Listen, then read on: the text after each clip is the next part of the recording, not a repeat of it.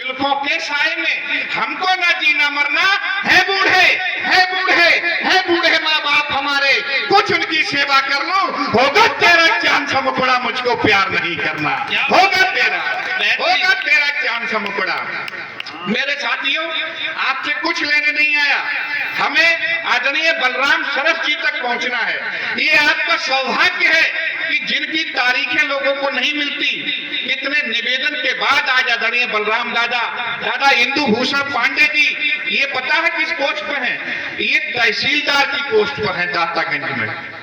एक तहसीलदार स्तर का व्यक्ति आज यहाँ पर आए हैं। दादा पोस्ट ऑफिस विभाग में है, अध्यापक है हमारे मिलन जी टीचर हैं। ये सब वो नाम है जो आज आपके मध्य हैं। आपको इन सब को सुन के जाइएगा, बहुत अच्छा सुनाएंगे। तब मैं कहता, मैं प्रेम की बात नहीं करता कि गलियों कूचों में मंडराना हमको ठीक नहीं लगता, इस मोहब्बत में मिट जाना हमको ठीक नहीं लगता। हम भारत के बेटे माँ पर जान लुटाने वाले हैं, इलू इलू गाय खिलाना हमको ठीक नहीं लगता, इलू इलू गाय खिलाना हमको ठीक नहीं लगता। तब कहना चाहता हूं मेरे साथियों कि मैंने क्या लिखा है कि इश्क मोहब्बत में लड़की के पीछे फिरने वालों पर, इश्क मोहब्बत में लड़की के पीछे फिरने वालों पर, मस्त मयूरी मधुशाला पर, हिरनी जैसी चालों पर, मेहंदी झुमका कंगन पायल बाली उम्र के बालों पर, हमने गीत नहीं लिखे हैं महबूबा के गालों पर, हमने गीत नहीं लिखे हैं महबूबा के गालों पर। बहुत बहुत अच्छा लगा। आप सबको अगर मेरी बात समझ में आ रही है तो एक बार जोर से तालियां बजाकर आशीर्वाद दें, और लगे मुझे काव्य पाठ करना चाहिए। तब कहना चाहता हूं मेरे साथियों जी, एवं भाई ये बहुत प्यारा बच्चा है, इसका चेहरे को आप देख रहे हैं, तमाम कवित्रियों के नंबर इसके मोबाइल पर रहते हैं। अच्छा, विशेष बात, हमारा छोटा भाई है, इस कवि सम्मेलन में आने के लिए हमसे नहीं कहा दादा आपको आना है, इससे कहा हेमा पांडे जी से।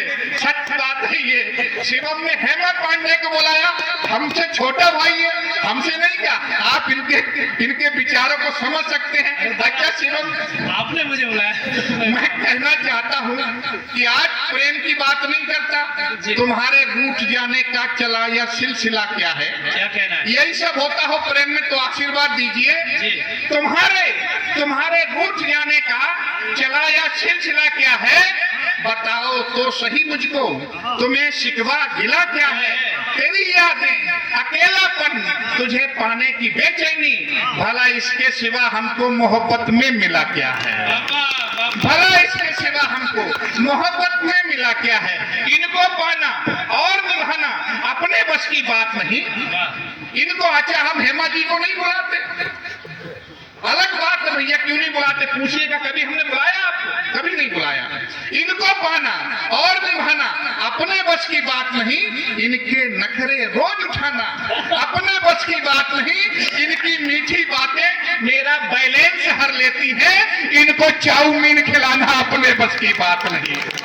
अब इन्हें कौन रोज रोज चाउमीन खिलाए, इसलिए शिवम भाई को और निशान को सौंप दिया है कि भैया हेमा जी का विशेष ध्यान रखना। वो अलग बात, अभी हमारे साथ बरेली जाएंगी, रात में चाउमीन के ठेले लगेंगे नहीं तो कोई समस्या आएगी नहीं।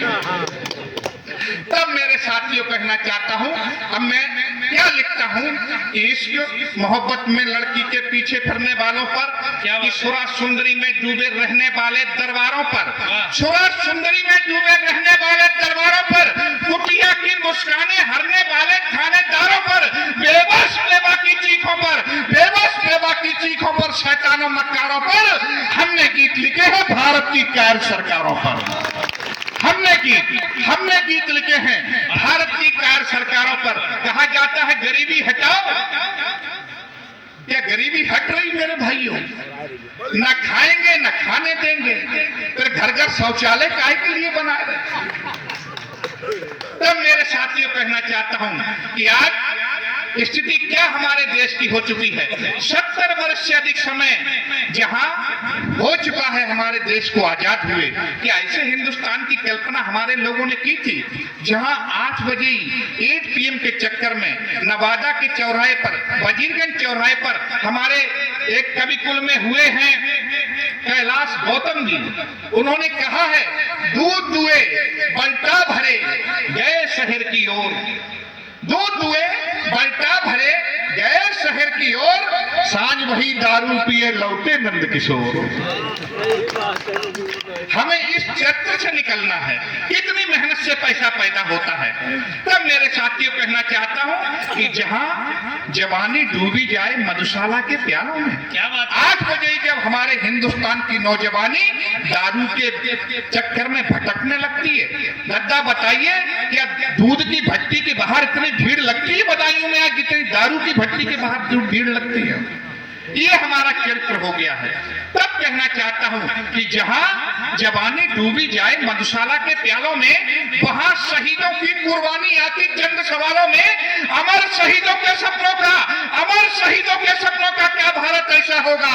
पूछ रहा हूं जगत से, मेरा भारत कैसा होगा? जो भारत के काम में आई क्या बेकार जवानी थी? फांसी झूले भगत सिंह, क्या उनकी ये नादानी थी? क्या ऐसे हिंदुस्तान के लिए जहां 8 बजे हिंदुस्तान की नौजवानी 8 PM के चक्कर में भटकने लगती है?